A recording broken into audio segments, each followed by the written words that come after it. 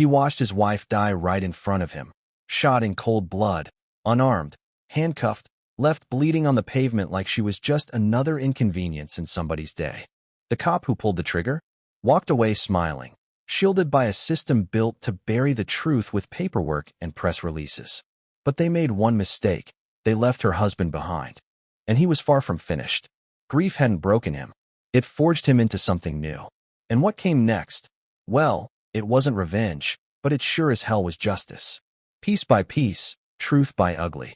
Undeniable truth. He was going to tear down everything they tried to hide. Maybe you think you've heard stories like this before, but trust me, not like this one. Just stay with me.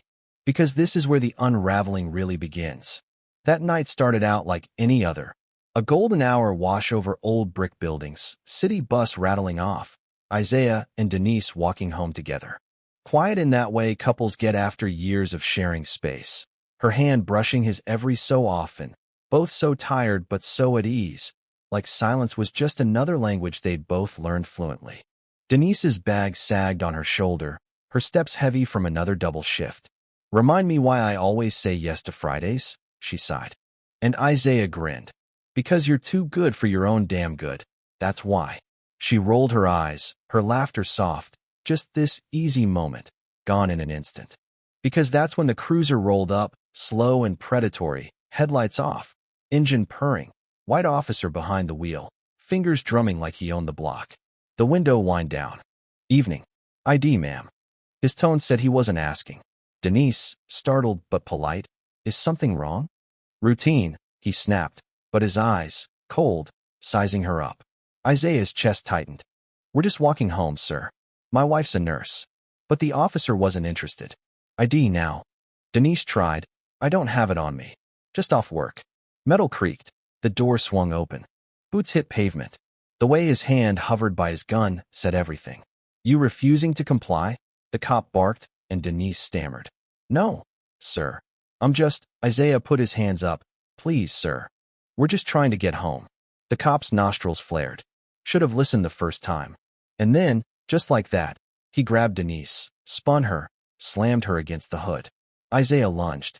In a flash of silver, a gun leveled at his chest, froze him in place. Denise cried out, her voice shattering the air. She's resisting. The cop muttered, narrating for some invisible jury. Denise, I just want to go home. And then, crack. Silence. Denise slumped, cuffs on, blood blooming out beneath her. Isaiah couldn't even scream. The sound got stuck somewhere behind all that disbelief, everything moving too fast and too slow at once. Sirens, finally, but too late, always too late. They cuffed Isaiah, sat him on the curb, asked him questions he didn't answer. He just watched her blood trace a line from the curb to his shoes, like the world itself was weeping and didn't know how to stop. That was the moment when the quiet, brutal stillness swallowed everything. Something in Isaiah broke that would never mend. The courthouse was cold, echoing, indifferent. Isaiah sat in the back, black suit smelling of old lavender, Denise's scent, hands clenched, holding himself together by force. Lawyers shuffled, whispered. The cop who shot Denise sat at the defense table like he was waiting on a pizza order, not judgment. No regret, no fear, just that same smug calm. The judge finally entered. The jury read their verdict. Not guilty on all counts. Use of force justified. No gasps, just shifting feet, a pin dropping. Isaiah didn't move. Justified. That word ricocheted inside his skull like a bad echo. Denise had been shot, cuffed, unarmed, saying she wanted to go home. But the law wrapped itself around her killer, not her. Reporters circled outside, shoving mics at Isaiah. How did he feel? Would he appeal? Did he think race played a role? He ignored them, wandered miles past places Denise used to love. Memories carving holes in every block. He ended up at the church where they'd held her funeral, second pew from the front, the only place her laughter still felt real. He whispered her name, asking the empty air why nobody had stopped this, why nobody had listened when she'd said she was afraid. The next morning, Isaiah stood outside the police department, glass facade reflecting sunrise. Folks shuffling in with coffee, their day untouched. He went home, opened the closet, found his old army gear, uniform, encrypted drives, burner phones. He realized he'd spent too long upholding a broken system, hoping it would heal itself. No more. If justice wouldn't come through the front, he'd drag it in sideways, name by name, badge by badge. It rained that night, the city slick and still. Isaiah moved through the house, her mug, her perfume, her scarf on the couch, everything aching with her absence. He found Denise's journal, tucked away. At first, just grocery lists, hospital notes, then fear. Officer Doyle was in the ER again. Think he knows where I park. I feel like I'm being followed. The cop who shot her. It wasn't random. She had known. No one listened. Isaiah dove into her notes. Dates, names, encounters. He searched databases, mapped connections. Doyle wasn't the only one. Complaints from black residents, all resolved, verbal counseling. He found emails, superiors joking, brushing off escalation, protecting their own. Not a bug in the system was built for this. That night, for the first time since Denise died, Isaiah didn't cry. He felt like a fuse burning towards something inevitable. He started small. Quiet infiltration, a city records office, maintenance overalls, a homemade override tool, slipping into the server room, pulling archive drives. The evidence, complaints buried, patterns ignored, signatures rubber-stamped. He exposed a middle manager, Marks, followed him to a diner, then out to a lonely road, forced a confession on tape, left him zip-tied with the evidence and his badge nailed to a tree. No threats, no violence, just the truth, delivered cold. Sunday morning. Isaiah sat in the back of Mount Zion Baptist as Officer Raines, community outreach hero, prepped to talk about unity. Instead, Isaiah triggered a speaker hidden in the church's sound system, body cam clips of Raines' real voice, racist jokes, threats, the mask ripped off in front of everyone who had trusted him. The church fell silent. The betrayal burned deeper than any headline. Raines' shame went viral, one badge toppled by truth. One by one, more badges arrived at City Hall, wrapped in red thread, dropped off with no explanation. Anonymous tips multiplied. Redacted reports resurfaced. Victims spoke up, the city's silence breaking at last.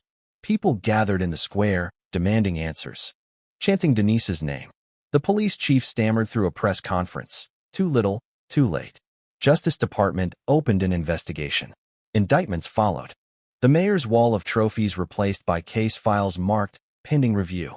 Candles lit on courthouse steps. Names written in chalk stretching down the block. Names of the lost, the unheard, the buried.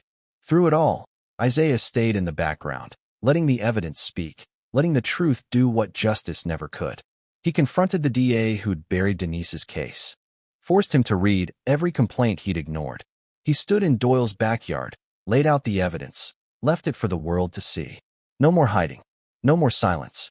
In the end, badges piled up, some burned, some mailed to newspapers, some left in plain sight. National headlines blazed. Federal courtrooms filled with the accused, forced to reckon with their own signatures on the rot. But there was no celebration, no happy ending, just a reckoning, the kind that leaves a city forever changed. Isaiah sat in the park, Denise's stethoscope in his hand, the weight of everything finally easing, just a little. A boy approached. You're the reason people like us still believe someone's listening. For the first time, Isaiah felt something close to peace. He didn't want revenge. He wanted the truth. And now, the silence was gone.